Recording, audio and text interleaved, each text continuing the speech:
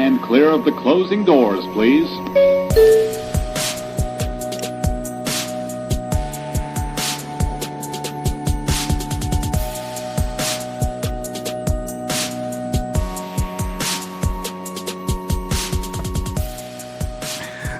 What's up, friends? Welcome back to the TV Terminal. My name is Adam Vale, senior editor over at thecoalition.com.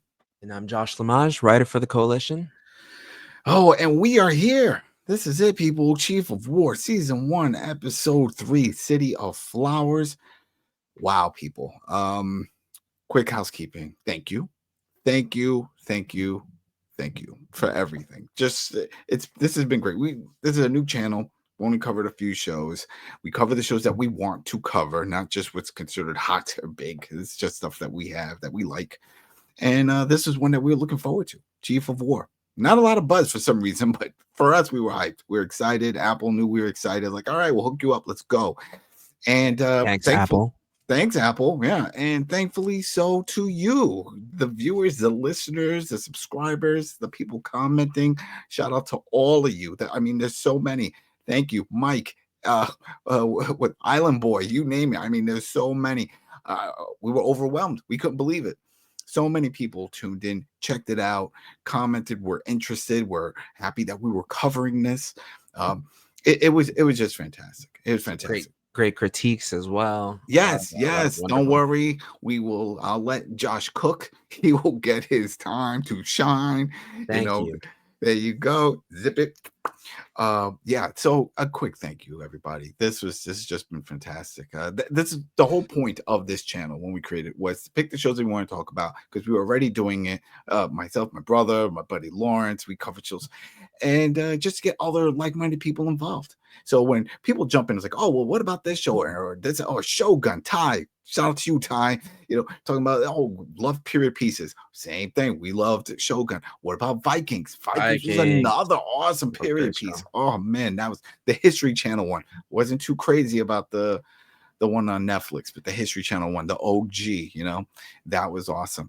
But anyway, yeah, that's what this is about. So thank you. Thanks for everybody contributing, providing information, explaining more. Look, John Young, very much a part of this show, sticking with the historical facts, a lot of things going on in it.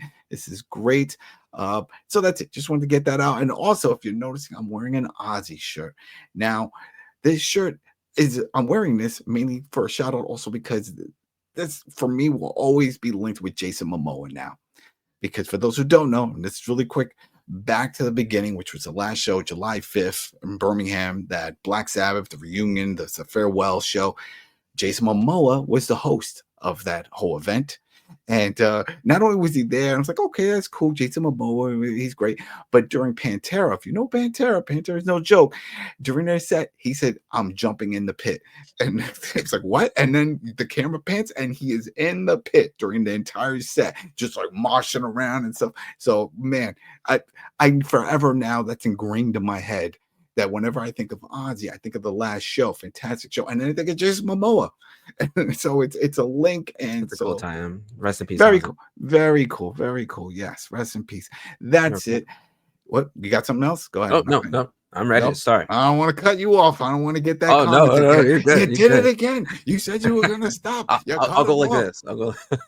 There we go. All right, everybody, let's jump into this. City of Flowers. Okay, so we have leaped 1 year later. We find ourselves in Alaska. Kayana is learning to speak English and learning about the musket. So he's really, checking out the musket, what seemed like a foreign thing to them just a year ago, in a sense.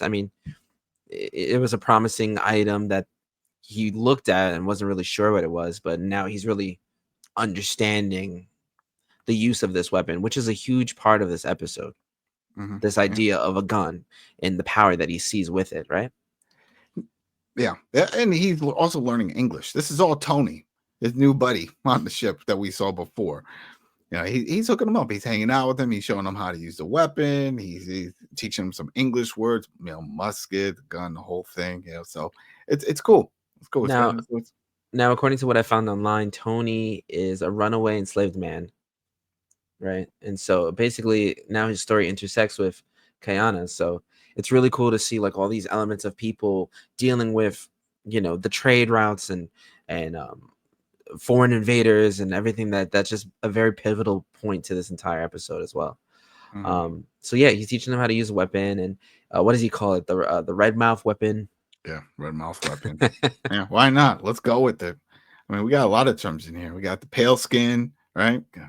So, and we have this thing that's happening in this episode at the beginning here, where 3 different perspectives are seen. So we see Kayana climbing a mountain in Alaska. He's learning how to track for deer or and elk. I think it was an elk. yeah, it makes sense. Dude, Yeah, but at first I thought that, when we had the first episode, that badass scene where he jumped in to get the shark. I was yeah, expecting him to like do he's an something. excellent hunter. Yeah, I was like, this is him using yeah, but I wanted to go an extra mile. I was like, see him jump on a polar bear. Let's get crazy. It's like, all right, you got the musket. They're like, oh no, it's getting too close. I don't need musket. And he just runs. Oh, That would be sick. That would be, I mean, to Conan. I mean, shout out, he did play Conan as well. So, but yeah, no. Then you have Kamanu. She's overlooking the mountains of Hawaii, the city that she's looking at, and then we have John Young teaching the children English. So it's like this whole little dynamic of what everyone's doing. Because if you remember from before, John Young lost, or John, I don't think they gave him his last name last time, but he lost his place and his ship left him, and he went up to a Kamanu and she let him on. So now, a year later, he's teaching everyone English.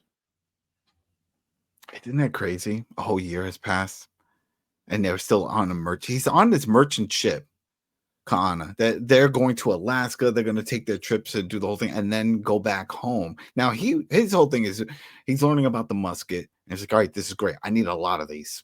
This is it. This is going to help me. I need to go back home. We got a war coming. And it's like, yeah, when we're done with this, we're going home, but not that home. We're going to Spain. We got other things to do. But yeah, it's a lot happening here. I thought he would be like kind of like against the gun. I don't know. I thought he would be like that kind of warrior that's like, oh no, like this is, you know what I mean? But he's totally like, yo, I could see this winning. I could see this, taking over. And I get it. You got to change with the times, right?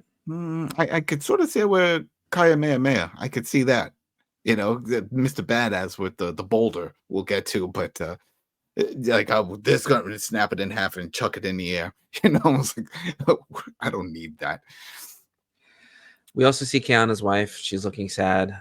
So it's like a whole dynamic of people missing, people learning. It's just everyone's all scattered right now. And then Kiana shoots the musket, and then we go to the the intro theme, which is really nice. Oh, that intro! Just the audio in general. I put in my notes. Amazing audio. Just the 5.1, the audio quality. I was using my headset. I have 5.1 headset, but I also have a surround system at home, and I've heard it when playing on Apple TV. And you just hear the sounds and the waves, and then the birds coming from the back to the front. It's just fantastic. This is a very highly produced television show. Just everything from top to bottom. I'm sure it was expensive.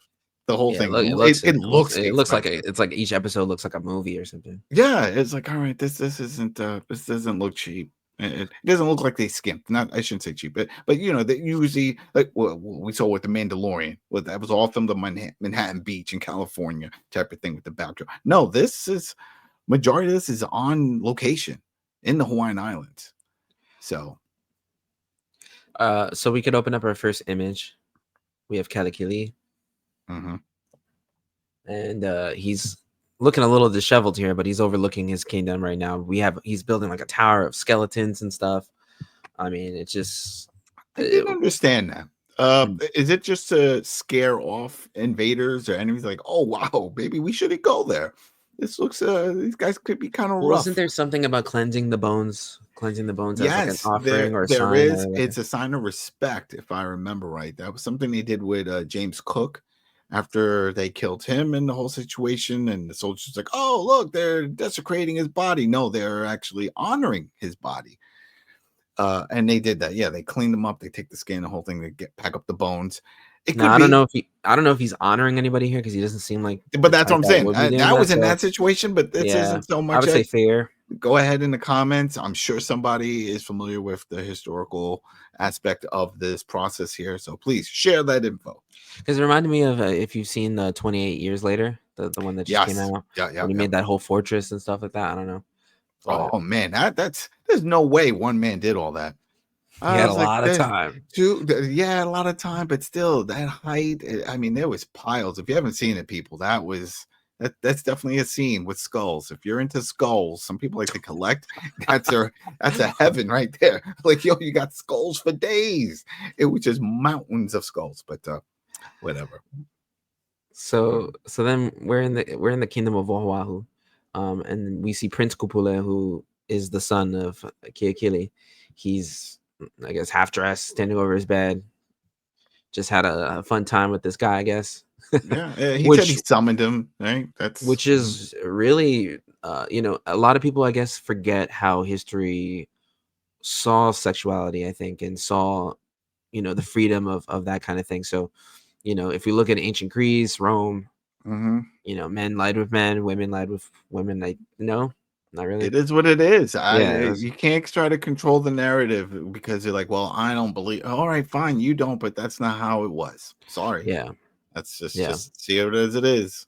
And it's so freely here, which I think is really cool because it just adds to the historical value of this kind of thing. To men, just Well, their I thing. mean, But yeah, just doing anything and not pointing it out, not overemphasizing yeah, anything. that's It's just just, funny. yo, this is how we roll, people. Like, I gotta go do something. What's going on? Oh, the chief wants to meet with you, and he's got a war party. Remember It's a that? That war was. party. Like, what's going on? Mhm. We cut to a group of guys in a gathering. They're in the woods and they're talking. Not so secret, I guess, but they're planning Mm. to join together, and they want to poison Kakili's food. They know that his influence is growing, and they're worried about what it means for the rest of the islands and the rest of the kingdoms. And they he's so driven by his prophecy and the feeling that he's the one behind the prophecy to push it, that they're worried. They want to see the prophecy fulfilled, but not in this way. It's interesting with this whole prophecy because at first I thought that the seer, right? Because this is all coming from the seer, that Mm, only certain people interact with the seer, and so they got their version yeah, of the story. But it makes it seem like everyone knows this version of the story, and this is just like you said, the prophecy. Maybe this is written it's like passed down or down. Yeah, it's it's passed passed down. down. It's It's like, taught in hey, this is how stories. it's supposed to go, and later on she has her little heart-to-heart moment with her dad about stuff, but But they're talking about the whole idea of poisoning his food.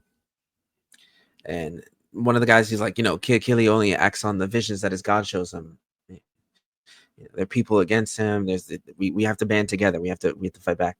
And all of a sudden, boom, he's surrounded. Killy surrounded himself shows up. with a crew. There was, Yep. and how do you sneak up like that? I mean, I couldn't understand if you have like 3 or 4. This is almost like a Navy SEAL situation. They just came out of all angles. They surrounded them, I wonder if and someone ratted them out, or like how it they. had to be. It Yeah. had to be. Come on, you don't tell me you don't have other guards to keep an eye. You got scouts. They must have been, or yeah, no, there's got to be more to it. We probably won't find out, but yeah, that was a pretty heartbreaking moment because at that point he's like, yeah, well, I have my kingdom, and they're like going back and forth, but then we see that he has upper hand because he has his family. It brings his family out, and He's like, then they choose one to give the poison to, and he's like, "Oh, come on, don't do this." no He no no no kneels down. He's looking up at him. He's like, "Please, I pledge my loyalty." He's like, yeah Loyalty, huh?" yeah Hmm. don't need Yeah. your loyalty. Yep. Kill them all. That's Like, it. Kill them all. That was brutal. That was definitely brutal. what do you say? I wrote it down. He goes, "Your bloodline is not worthy to serve in this kingdom of thunder. Kill them all." What? Like, damn. Damn, right? Yes. And they force fed the poison to his wife, man. Oh, they were pouring. They were opening up their mouths and pouring it in. It was like, just like the shark, take it, that type of deal. It's like, oh, this is brutal. And maybe that was the way. Because what's worse, being forced poison or just being murdered? I don't know. Because that's the one part that I didn't understand. I was like, why not just kill them if you're going to go this far? We saw the brutality. They're no strangers to that. So why take the route of forcing them to drink poison? When you think of poison, you always think, oh, you slipped it into their drink, right? You slipped it into their food. This is no, right there. Hold their It's a mouth, form pour of it. torture, just letting them I know like right guess. away, hey, you're going and you're gonna go Right. the way you were planning to get me. Yeah, So yeah, I guess. uh Definitely was a wrap. next we end up in Kohala. I hope I'm not anybody listening. I really hope I'm not butchering this. It's a district of Yeah, Hawaii. we are trying not to butcher any of these names and no disrespect at all, people. We get it. So people are like, oh, you pronounce this wrong. This is this. We're apologies. I'm gonna Sorry. call Hawaii from now Right? on There because you go. it sounds better to me and I think it rocks. But That's it. We'll put some respect on that name, right? That's how yeah, you do it. heck There we yeah. go. Mm-hmm. And this scene was sick. This scene was sick. All the guys, all these men are underwater. Oh man. There's some like Navy SEAL type thing, holding boulders. Yeah, I could have swore I've seen this somewhere before. A part of me is linking it to Survivor. I I don't saw know it in why. Lilo and Stitch when Stitch passed out and she like carried him out of you know. There you go. I could have swore it was some kind of challenge, but I've seen it somewhere before. But this was definitely badass. They all go in there with the stones, and it's like endurance, right? Hold your breath, see how long, plus you're holding the stone, and everyone eventually one by one comes up. But no, Kamehameha, man, he comes walking out, holding Kamehameha. Kamehameha, badass here, walking out. Now I looked him up. Apparently, he was reported at 6'5", 6'5", massive man. They called him like the Hawaiian Hercules. The actor that they had portraying him fits that very well. He's a massive looking dude and intimidating, definitely. And historically, I mean, not really a spoiler, I guess, but he's very pivotal into Yeah. the history of the story. So, it's cool Mhm. that we get to see him very early on. And so he's approached by someone in the council. And he says, your uncle's health is getting bad. And what are you doing here? He's like, I'm working with my warriors. And I'd rather be here than sitting on the council and just talking about stuff. He's like, well, Very true. his health is bad. We need you here. So he heads over. And we end up in another district. Kahu? Yep. Kahu? Cliff Curtis, Kahu. the actress. Shout out to Cliff Curtis. I knew I recognized him before. I couldn't pinpoint it. And then it triggered again in my head. I was like, oh, Fear the Walking Dead. He was on Fear the Walking Dead for the early years. I think season 1 through 5. One of the main characters. He was a school teacher who survived. So it's great to see him here. I'm sure he's been in other works, but that's the one that comes to mind. But yeah, go ahead. Speaking of Walking Dead, there was an actress that passed away, I believe, Yeah, I don't ago. remember her. I don't remember her. Oh. They said it was an early on scene, and I just it didn't trigger. It's a And really, remember, really sad story, but very sad, very you know, sad. sending prayers out to her family and stuff like Mhm. that. Yeah, so this scene was really interesting because Kamehameha walks into the tent and he speaks with his uncle, and his uncle seems to be the king in this situation, right? And he's coughing. You can see that he's frail, and in his hands he has a sword, and he's like, "This is a trophy." And who the sword belonged to, Adam? Oh man, the sword. Captain Cook. No, Captain Cook. Oh, sorry. Yeah. Because I'm looking at this. Yes, it belonged to Captain Cook. It's that whole thing, and I'm assuming it again. Don't know the whole history of this, but I'm pretty sure that this is the tribal chief. This is the chief that Cook brought down or kidnapped and was trying to take to the ship. Right? Again, people in the comments, but I'm pretty sure this is where this is going, and that's why he has the sword and that whole situation. He was that chief at the time. Now, we didn't see any of this, but historically, this is where we're pinpointing it. Yeah. That's what we're just trying to fill in the blank. That's what I'm saying now. So he approaches his nephew and he's saying to him, like, if something were to happen to me, I already know that Kakilli is coming and there's going to be a big war, and I'm afraid that I'm going to miss the biggest war that these islands have ever seen, the war of all wars. But how would you handle it? And he was like, well, like before you could even respond, he was like, who do you think will be king, I guess, right? Or chief? What were they really saying? Yeah, he was saying who was going to take next, pretty much. Yeah. And that's this guy here. And he looks over at him and he's like, what's his name? Cool Keoa? Koala, yeah, Yeah. Koala. He clearly wants to be king. And Kamehameha is, saying like, yes, he'd fight beside him, and he himself seems like he's trying to take more of an authoritative role. You see that he takes the sword Yeah, away from his uncle. He's talking about how Captain Cook was a coward, and the men around him were, he's really trying to like show some kind of dominance here in this whole thing, and saying that the God of War is going to destroy them all. And then what is Kamehameha say here, Adam? It's like he was like, hey, I'll follow you there. He's like, I'll do it. He's a soldier. He's a warrior. I don't think he really cares about the power. Like the whole fact that he didn't go to the council meeting and said, "Hey, I'm focusing with my troops, the warriors." That's his main concern. So he's like, "Hey, whatever. Let's go do it." And then he said he figured out another way to handle all of this, and that he was pretty much starved them out. Right? That was his other way of handling it with the Well, food supply. he would starve the rest out, but supply the food for his people to store the food. Yeah. So, But which he said he already started doing, because that was the other thing. Uncle was like, "Well, this could take months," and he was, "No, I'm 2 steps ahead, buddy. I got this. This is happening." that Which is was savage, because you see his face like, oh man, like wow. Shoot, it's like, yeah, who's got the juice now? He should have just grabbed the sword. I'm the one. It's just one of those things where, like, even if Kawa got elected, it's like, I mean, we're appointed. Like, it's like, who do the people really listen to? We are going down the path of Gladiator at this point. I'm not saying that dude is as bad as the emperor that was in Gladiator, the Joaquin Phoenix character, but Maximus was the general, and he had the soldiers that backed him, and everyone respected him. He was a great warrior. So yeah, you're gonna have the will and the respect of the people. the respect of the people and the soldiers. And the same is here. You see all the soldiers, all the warriors, they all respect him. That's what makes a good leader, I think. Yeah, not just mandate. Then we Oh get no! into the Yeah, that's it. But anyways, well, what I'm saying is, like, let's say a genuine leader to the people, as far as his people is concerned. Yeah, You know what I mean? That's what I mean. Okay, I take that. So then we get Kamanu. She's talking with John Young about Alaska. She's speaking English now. Yes. And her father comes over, and she's like, hey, look, I want you to speak English when you're around John Young. And I think we got audio for this. Oh, yes. This is really kind of funny. This was. Hold on. My childhood on you. Whoop. There you go. Hold on. There we go.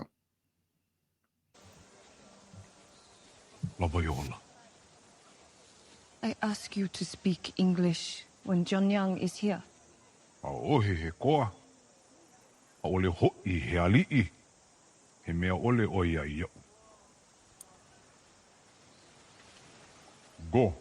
away, John Young. There you go. Break it down. Basically saying, hey, you're not a chief. He's not a chief. Mhm. He's not anything really. He's of no importance to me. So yeah, well, but he said it, so he is learning as well. Before anyone tries to say, he's dismissed, he doesn't care. No, that took enough right there just to know to say it, and then know to say the person's name. The whole process. I think he's seeing how much his daughter is being influenced by John in some way, and he's trying to keep everything basically in line with what he's been promising, like to have his daughter married off and everything. He doesn't want, like, because they've already been putting this marriage off for about a year, it seems. Well, yeah, I mean, from the last that we saw, she was already getting ready, right? She put the headdress on. She was like, hey, this is it. I'm getting on my canoe. We're going to start a new life. This whole thing's going to happen. And then, as we saw here, 1 year later. So she's definitely been putting it off for a while. Yeah. Yeah. So I'm surprised. I wouldn't think it would last that long. A year? A lot. That's a long time. A few weeks, I get. Like, if you're with somebody or you're waiting to be married, because you could see this as an arranged marriage. Now, he has multiple wives already, so maybe it's not too much of a rush for him, because he's not sleeping alone type of deal. Chilling. But he's living the life, man. Oh yeah. He's living the life. He's definitely living that life. You know. But then that's even He's like her other. another one. But that was even her argument with her dad, right? True. She was like, "Why me? He's got so many. What me? It's come on now." You know, we'll get to it when they have their next conversation. She really opens up. Yeah. But even here, though, she was like, "But come on now, why do I have to do this?" And he was like, "Just stop putting it off. This is it. It's gonna happen. Get ready. You know, stop hanging out with this guy and learning all this stuff." In the next scene, we end up back on the boat, and Yeah, back everyone's on the all boat. eating, whatever supper that they have, and the captain's really happy. He's like, "Take a generous pour. You've earned it," because I guess they brought a lot of things back with them that they could trade and make a lot of Mhm. money. But And it's something that we didn't play before, and it was something that Tony had said when he was talking to Kana. Yes. This is good. Your prophecy. As far as I've seen, Kayana, men of every color do unspeakable things for their gods and the prophecies they believe in. And that is very true. This scene happens right around here where we meet our first kind of, I guess, villain, or second type of villain.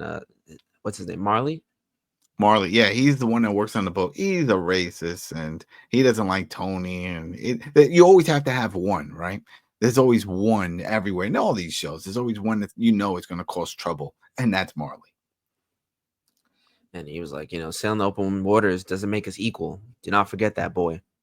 Yeah, so I'm like, damn. Gotta throw those jabs. And just when I was thinking, like, wow, it seems like an inclusive crew. Like, this is, I mean, for the times. But well, back in the times, that was the way things were. I mean, the whole thing with New York, New Amsterdam, it was a port town. And people would just come from all over, and they have the records from Peter Stuyvesant, the first governor of New York, and he talked about the people that own land and stuff, and they were from all race, creeds, religions, from all over, because it didn't matter. They would come over, merchant ships. Let's say you owned and you were from a different part of the world, and it's like, all right, I'm going to dock here. Fine, give us gold, silver, whatever they use as a currency. Park your boat here, sell your wares. It was a trading port. So you would think that would apply everywhere else, but there's always going to be like this, the knuckleheads. It's always going to be one or two or whatever that cause problems. So I'm not surprised, but you see the captain doesn't seem to share that. We don't hear the rest of the crews. The other crew, they're like, whatever. I mean, it's a merchant ship. They all have to work together. And then Tony walks over towards Kayana, and Kayana's not partaking in any, like, he's not eating anything that they're eating. He seemed to have caught a nice fish. He's slicing up. He's just chilling, looking at his guns. And that's when Tony delivers his line: "Men of every color do unthinkable things for the gods and the things they believe in." Mm-hmm. Shoot, great the whole line. Crusades. I mean, line. Sky's the limit. Spain going into Mexico, claiming land. We've all seen it. We've all seen it. It doesn't matter which location of the world it's happened. So, but Kayana doesn't seem so involved in what he's talking about. He's really just looking at the guns, and he's like, "Is it true in Zamboanga you could get anything?" And Tony looks at him. He's like, "For a price." He shows him, I think, some of the coins, right? Yeah, I think these are reals. I think we go that far back, right? Now, if we bring up the photo that we had of Kayana, Adam, you brought this up, and people in the comments, let us know. When he speared the other dude off the cliff, he wasn't wearing the headdress. He didn't have the spear. He didn't have pretty much any of the garb that he's wearing. But yet, once they pull into Port Town, he's all geared up. Now, the devil's advocate, I'm thinking, well, maybe the merchants had made some trades earlier with another part of the tribe on the islands there, and they had some of this. But as we find out with the woman that he encounters here, she, from the garb that he's wearing, she knows that he's a chief, a war chief, a Maui chief. Yeah, war chief. So from the outfit.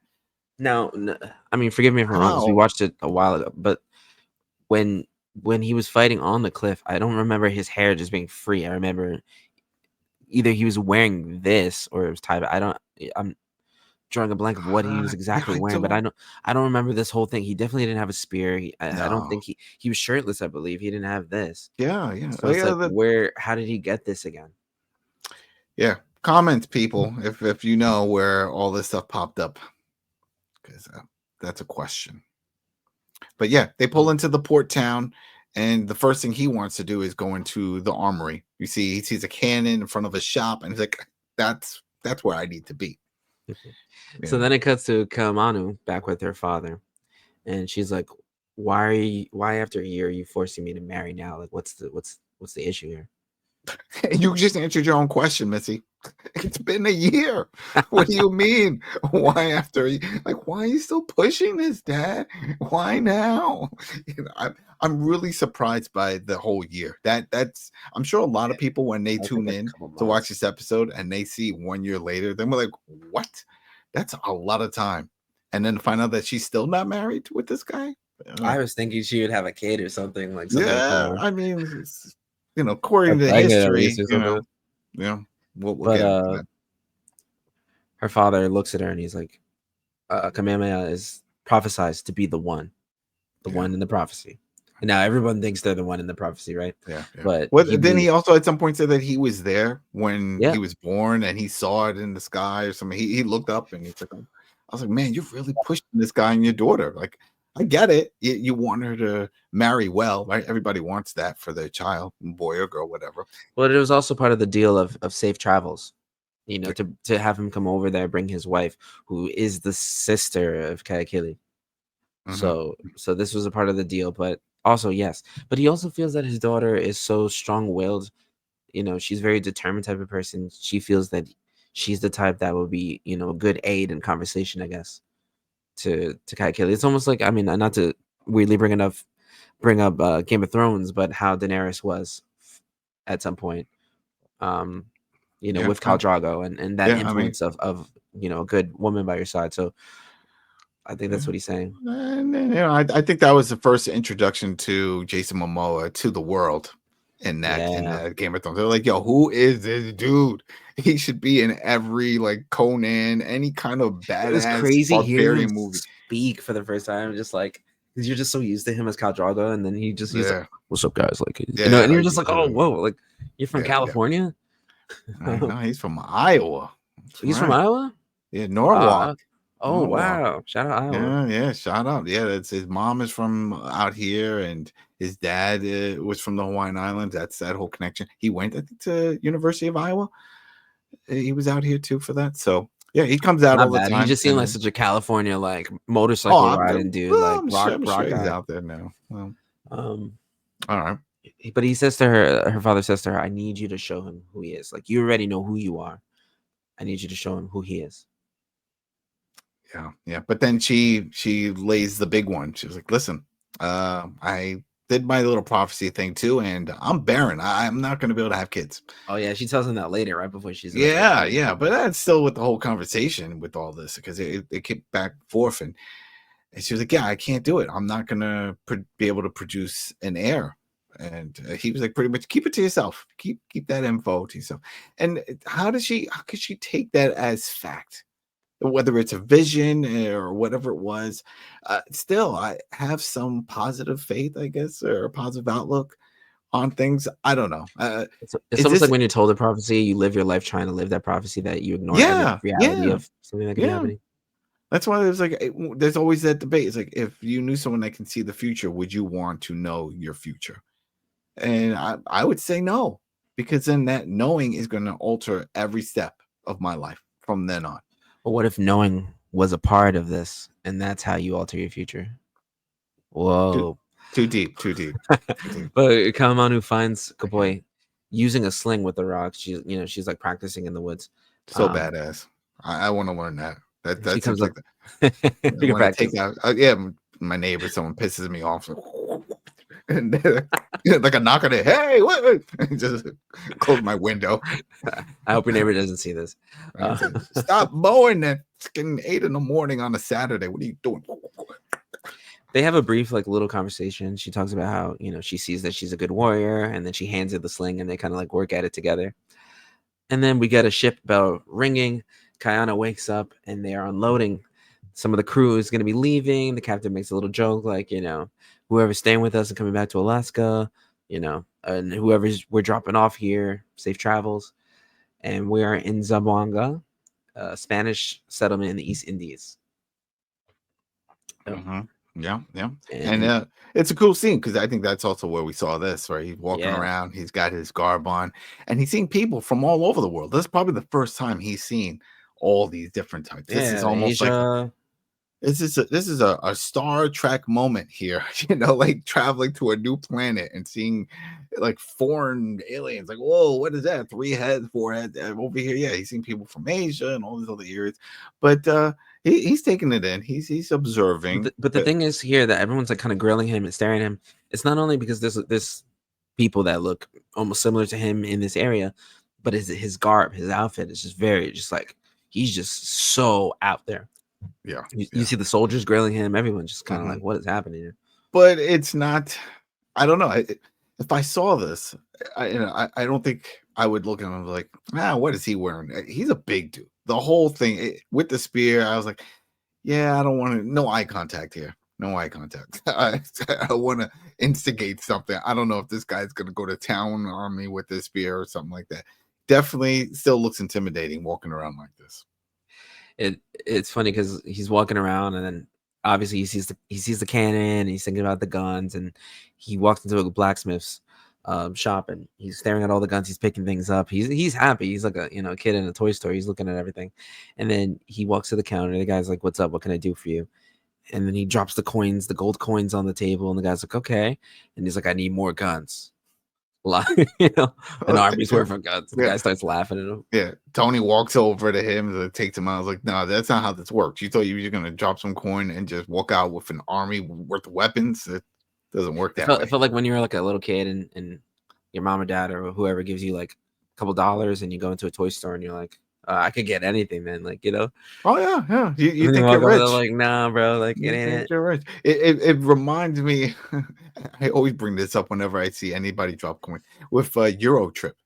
Remember when they make it to that one part of like Eastern Europe, and they were like, all right, how much money do we have? Because they get stranded out there, and it was like, we got like $4. And like, what are we gonna do with $4? And next you know, they show them in this like fancy hotel, they're being pampered. This guy comes over like a week, like, anything else, sir? It's like, oh no, I'm good. He flips him a nickel and he looks at it, and then the manager is like, a nickel? I opened my own hotel, like, and he walks off. It was so funny, but it's like, yeah, it's watch one that of movie again. Oh, it was funny. But yeah, the fact that he dropped this coin, but he doesn't know. He asked Tony. He was like, what do I need? What's the trade here? And he's like, oh, these coins. So that's what he did. He went, like, hey, take this, give me more of those. I gotta go. Then Tony and him walk away. They enter to like a brothel area, and he's like, I'm gonna be a minute. And then he made a comment about he's like, the uglier the person is, the better. Yeah, yeah. Well, that's funny. it. The uglier the better. But some guy comes up. Wait, before there was a woman. There was a woman that recognized him though. Remember, there was that right quick here. glance. Yeah. So this woman's staring at him. She sees him in his outfit, and as he's walking around, some guy comes up to him. I guess he's drunk, and he looks at him, and he's like, what are you wearing, man? You look like a peacock. And then Kayana just grabs him and throws him down. And then the woman that had recognized him saw him staring at him, runs up to him, and she's like, a chief of Maui, and she's speaking his native tongue, and she's like, a chief of Maui. And then he goes, are you Hawaiian? And she goes, come. And I think we have an audio for this. Yeah. Everywhere, so I can get you anything. My name is Waine'e, but the Haole can never pronounce it. So they call me Vai. Who the hell are you? Yeah, who are you? Vai. Mm-hmm. So, I mean, I hope we find out more from her and her backstory. How did she end up there? Because from what I saw, or what I found when I was looking up just historical facts about what took place during this time, they're reporting that Kana was the first one to leave the Hawaiian Islands. Well, that's not maybe documented. True. I mean, yeah, it gets documented, but then we know about this character, unless this woman's a fictional the creation for the show. I'm not sure. Again, people, if you know, let us know. But from what I had read, they made it seem like he was the first to leave to see the rest of the outside world from the Hawaiian Islands, and to come back. So, but in here, clearly she is the first. Yeah, she's critical of him. She's like, well, you know, how does a chief of Maui find themselves here? And then all of a sudden, Tony just comes out of nowhere, who I thought was just having a good time in the brothel. He shows up. It was quick. It was quick. He was lost. You know, we're gonna bring him back.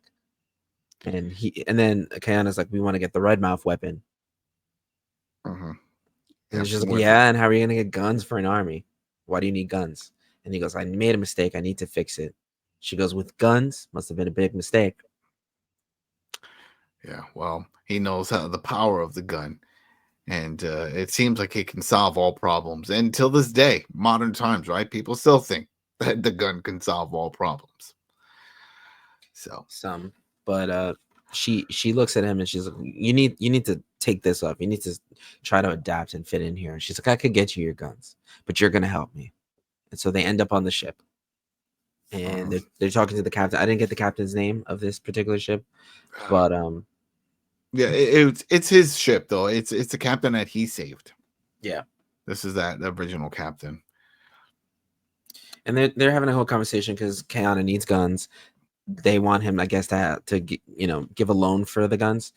And the guy's like, if you're looking for a loan, that's not a business that I entertain.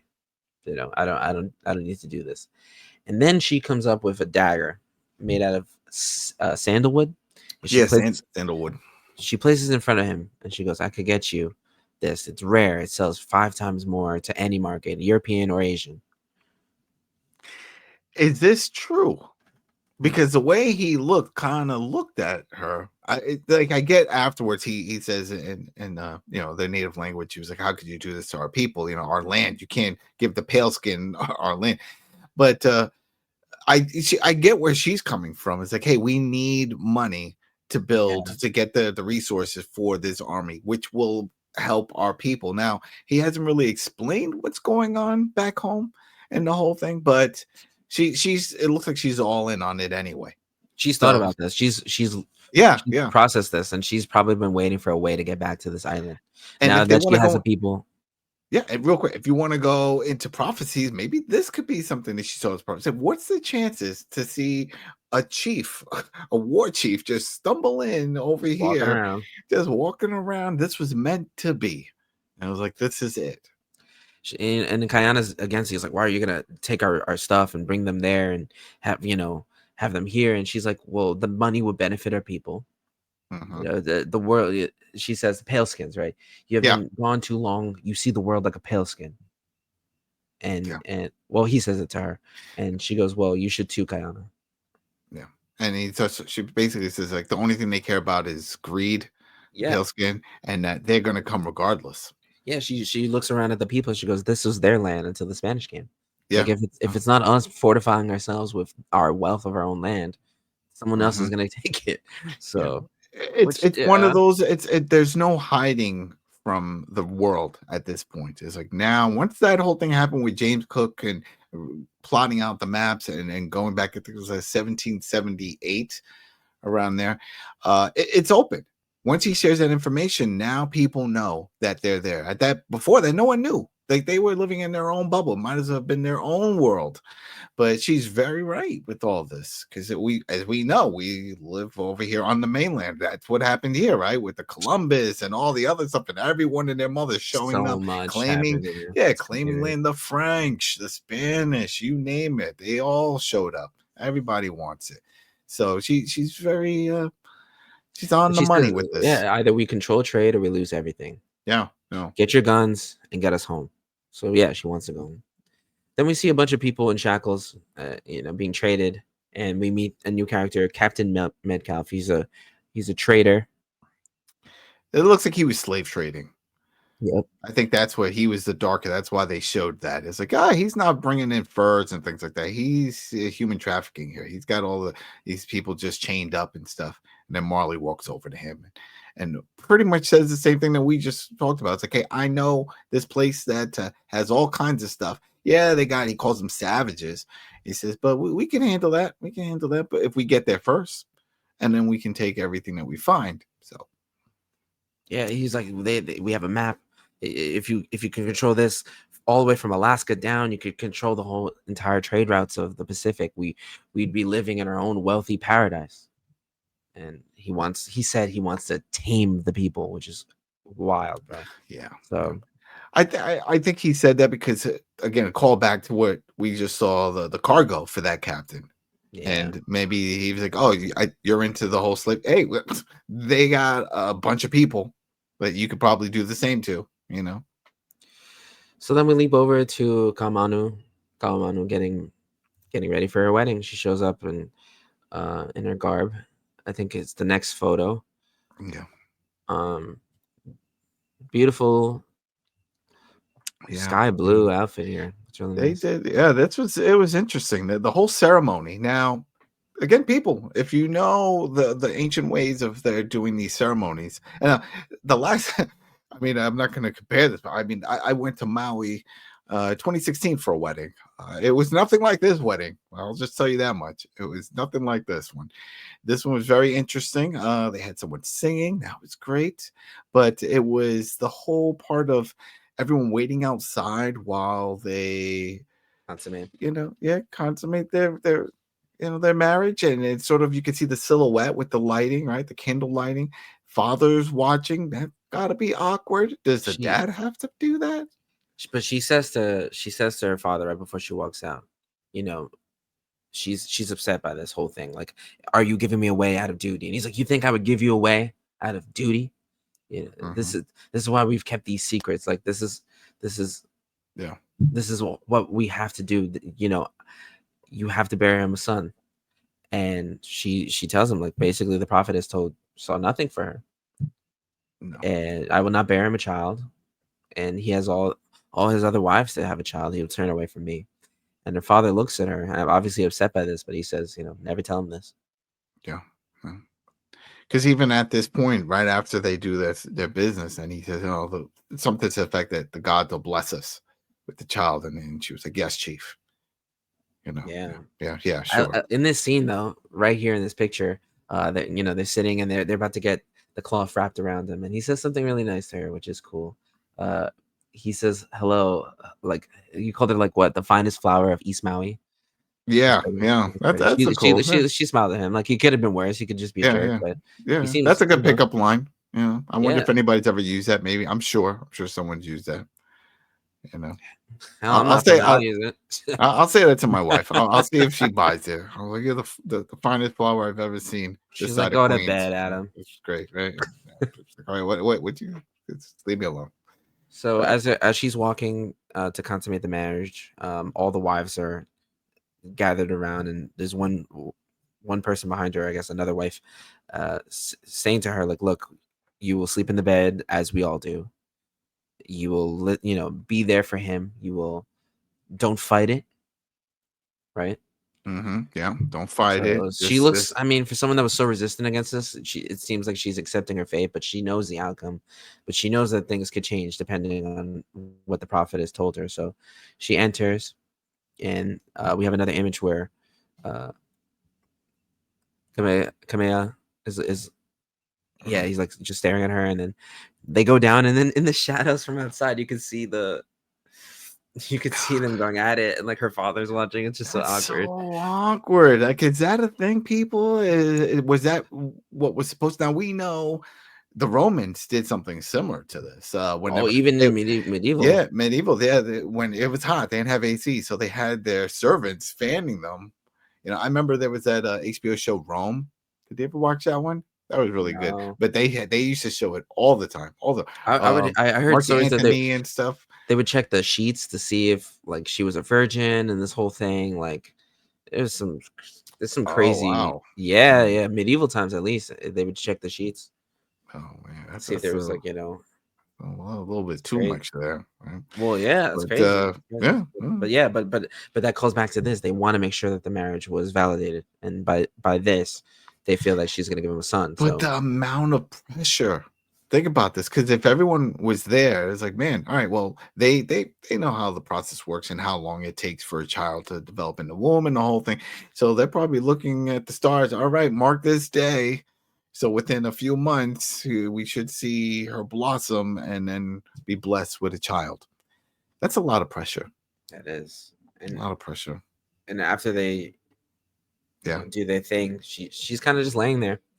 She seems very detached. She's just like staring out, and he says some stuff to her, and she's, the gods have blessed us, and she's like, yes. If you say so, whatever. She's like, I think I'm screwed.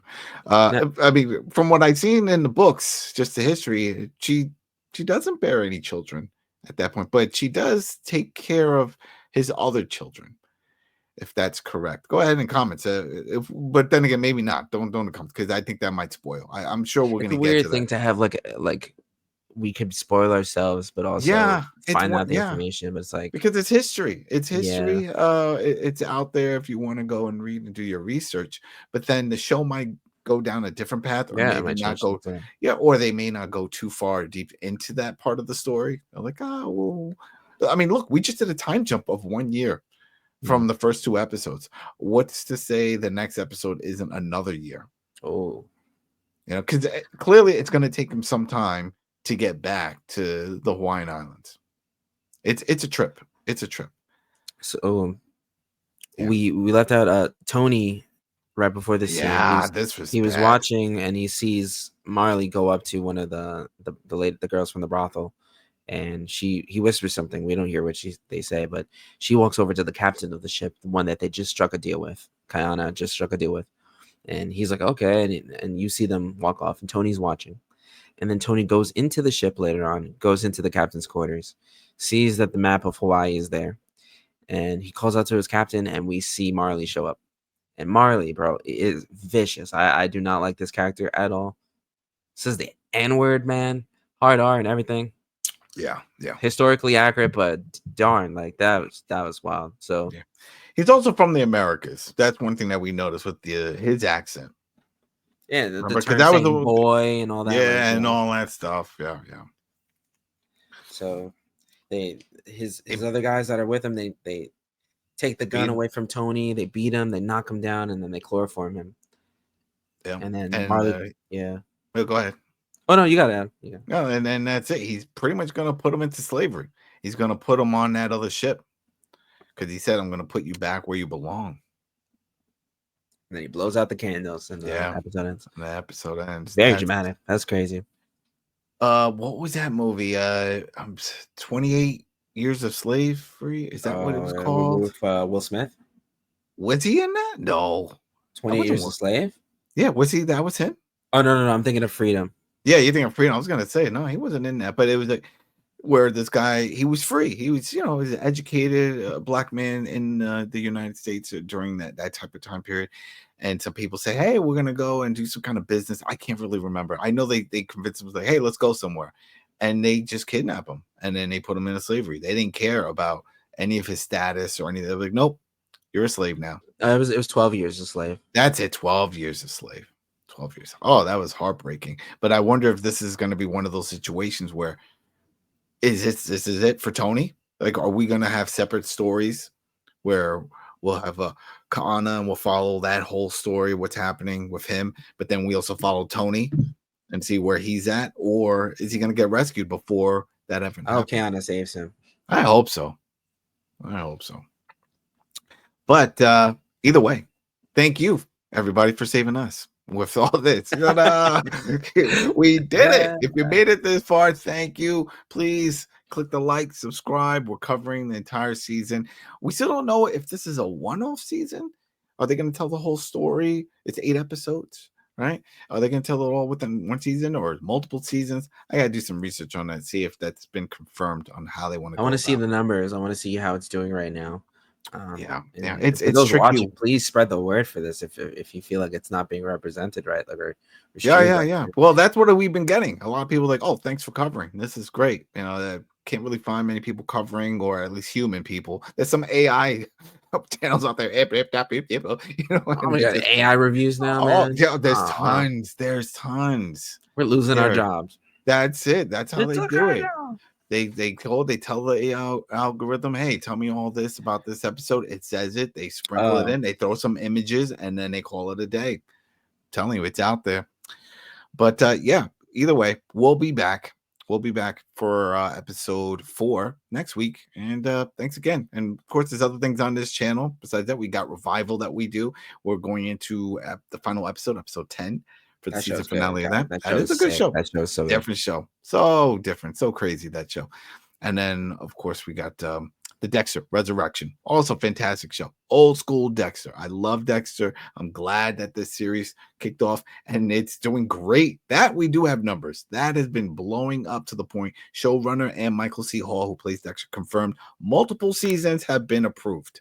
Multiple. Not just, oh yeah, we'll come back for Just when you Resurrection. thought Dexter was gone. No, Dexter for life. They're never gonna kill off Dexter. They're never gonna do it. I hope I not. don't see it. All right, so there you go, everybody. Thanks again, and we'll see you next week. All right, Bye. peace.